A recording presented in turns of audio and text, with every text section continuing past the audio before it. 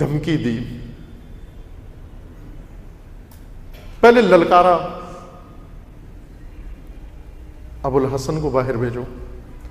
جناب سیدہ دروازے کے پیچھے آئیں اور آ کر سوال کیا، من انتم، تم کون لوگ ہو؟ کیا سیدہ نہیں پہچانتی تھی یہ کون لوگ ہیں؟ بخوبی جانتی تھی کون لوگ،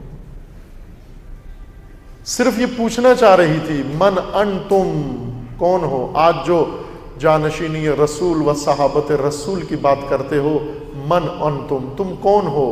جو بھی ہو زیادہ سے زیادہ یہی ہوں گے، میرے بابا کے صحابی ہو گئے۔ اب میں بتاتی ہوں، انا فاطمہ۔ دروازے کے باہر کون ہو، دروازے کے اندر کون ہے؟ انا فاطمہ، تم بتاؤ تم کون ہو؟ من انتم۔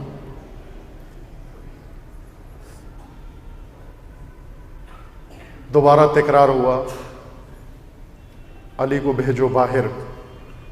سیدہ نے جواب دیا، زہرا کی زندگی میں تمہارے ہاتھ علی تک جا پہنچے۔ میں نے بارہا مجالس میں یہ نقطہ وضاحت کی ہے۔ ایک سوال ہر ایک کے ذہن میں ہے، بعضوں نے لکھا بھی ہے کتابوں میں، کہ جب مرد گھر میں موجود ہو اور دروازے پہ اس طرح کا منظر ہو جائے تو مرد دروازے پہ آتا ہے، عورتوں کو نہیں بھیجتا۔ تو بی بی آئی کیوں ہے؟ بعضوں نے اس واقعے کے انکار کے لیے یہ دلیل بھیجی ہے کہ یہ کیسے ہو سکتا ہے کہ شیر خدا گھر میں ہو اور زوجہ دروازے پر آ جائے۔ ایسا ہی ہے، سوال اٹھتا ہے، اور یہ سوال اٹھنا چاہیے لیکن جواب بھی سننا چاہیے۔ شیر خدا اٹھے، دروازے پہ آنا چاہا، جناب سیدہ نے بٹھا دیا، اے علی، جب سے رسول اللہ نے رسالت کا اعلان کیا ہے و ولایت کا اعلان کیا ہے، اس دن سے رسول اللہ کے مقابلے میں لوگ آئے ہیں، لیکن میں نے کبھی رسول کو ان کے مقابلے میں نکلتا ہوا نہیں دیکھا۔ جب بھی کسی نے رسول کو للکارا، علی نکلے مقابلے میں۔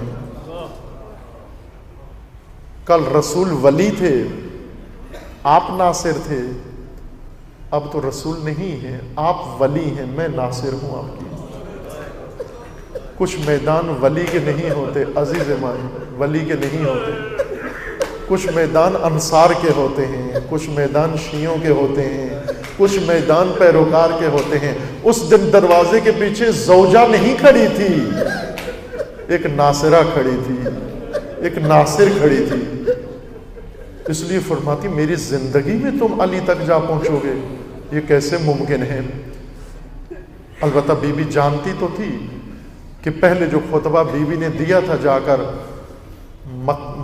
مسجد کے اندر، اس خطبے کے بعد بی بی کو تمام حالات سمجھ میں آ گئے تھے۔ خطبہ دینے گئی جب بی بی جا کر بیٹھی مسجد کے اندر، وہ روئی شدت کے ساتھ، اتنی روئی پوری مسجد کو رلا دیا، حتیٰ یہی اشقیاء جنہوں نے غصب کیا تھا یہ بھی رونے لگے، اس قدر درد سے روئی زہرا۔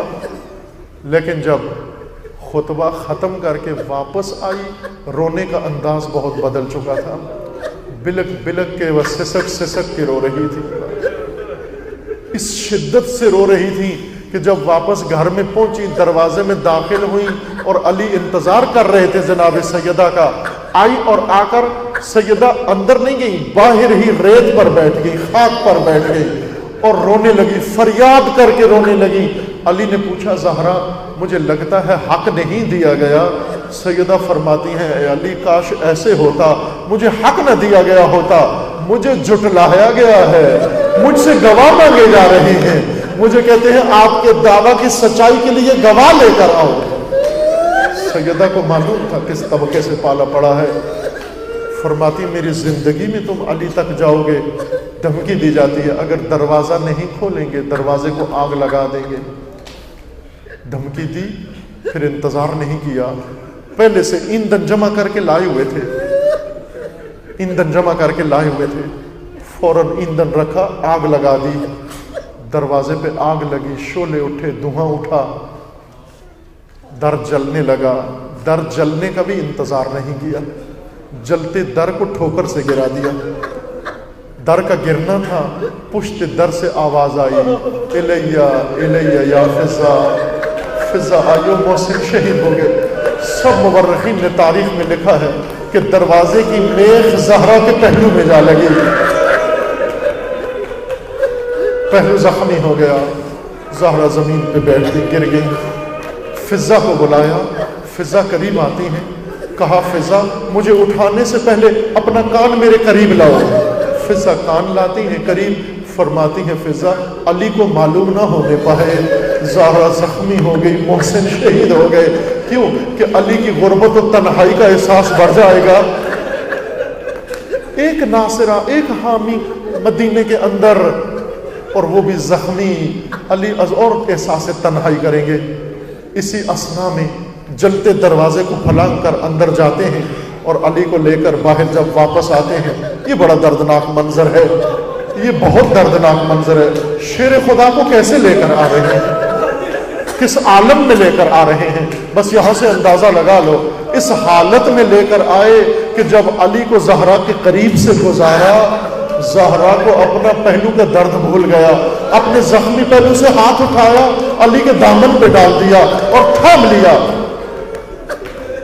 یہ لعین جس نے علی کو تھام لے کر آ رہا تھا، یہ خود بتاتا ہے، ایک خط میں اس نے دوسرے کو بتایا کہ میں نے کس طرح علی کا دامن چھڑایا زہرا سے۔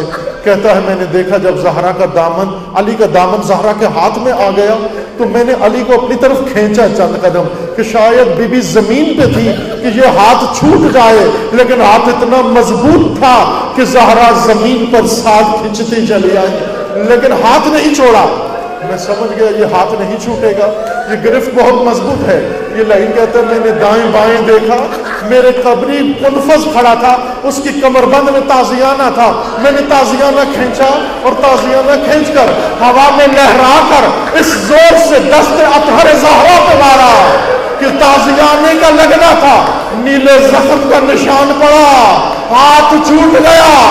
وہی زخمی ہاتھ علی کی طرف لہرا کر فرماتی ہے علی اللہ کے حوالے، علی اللہ کے حوالے۔